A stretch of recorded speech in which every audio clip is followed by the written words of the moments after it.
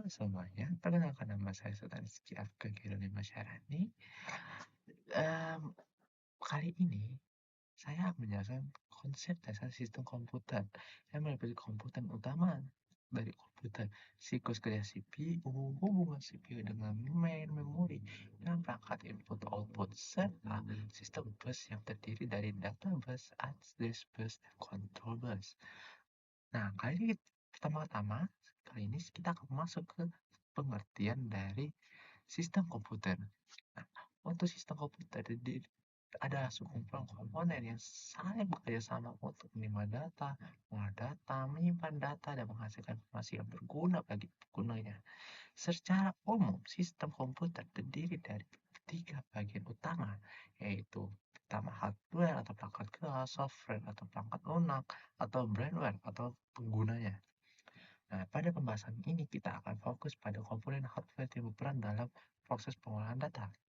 Komponen utama dalam sistem komputer adalah terdiri dari CPU, Control Processing Unit, yang artinya adalah sering disebut sebagai otak komputer atau jantung komputer karena bertugas menjalankan instruksi dan mengolah data. Nah, di dalam CPU terdapat beberapa bagian penting seperti ALU atau Arithmetic Logic Unit yang melakukan penghitungan matematika dengan operasi logika. Kontrol dan Control Unit atau CO yang mengatur jalannya instruksi dalam komputer registrasi yang berfungsi sebagai tempat penyimpanan sementara kecepatan tinggi. Dan memori. Memori atau memori utama digunakan untuk menyimpan data dan program yang sering kita gunakan atau yang sedang kita gunakan. Contohnya adalah RAM atau Random Access Memory.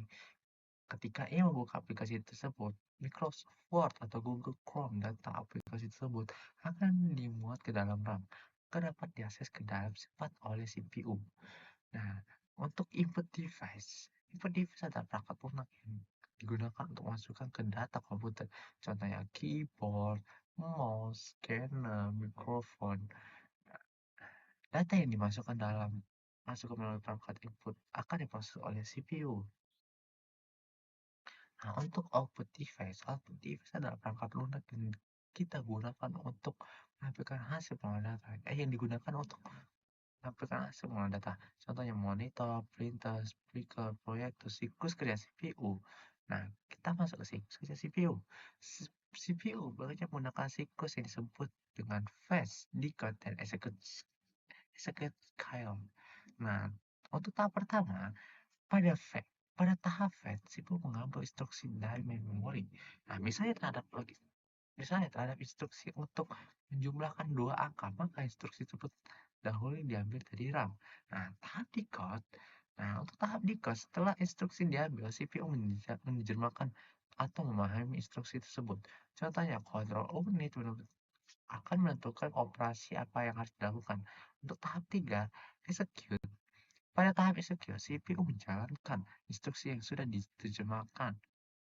Sebagai contoh, jika instruksi adalah penjumlahan, maka ALU akan melakukan proses perhitungan. Nah, setelah selesai, hasilnya dapat disimpan sebagai memori atau ditampilkan melalui perangkat output.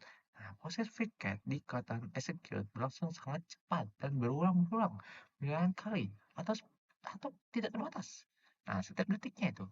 Nah, untuk hubungan CPU dengan memori dan AI device. Nah, ketiga komponen ini saling berhubungan dan bekerja sama. Alurnya seperti ini. Pengguna memasukkan data melalui input device.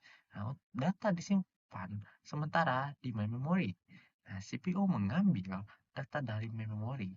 Nah, CPU memproses data tersebut. Hasilnya memproses apa sih ya bahasanya tuh ya hasil pemrosesan dikirim kembali ke memori. Hasil ditampilkan melalui output device. Contoh sederhana nih, saat kita mengetik huruf A pada keyboard, keyboard mengirim data ke komputer. Data masuk ke RAM, CPU memproses data tersebut. Monitor menampilkan huruf A. Nah, untuk sistem bus, kita akan masuk ke sistem bus. Nah, untuk penjelasannya, agar CPU, memori, dan AI device dapat berkomunikasi digunakan jalur komunikasi yang disebut bus.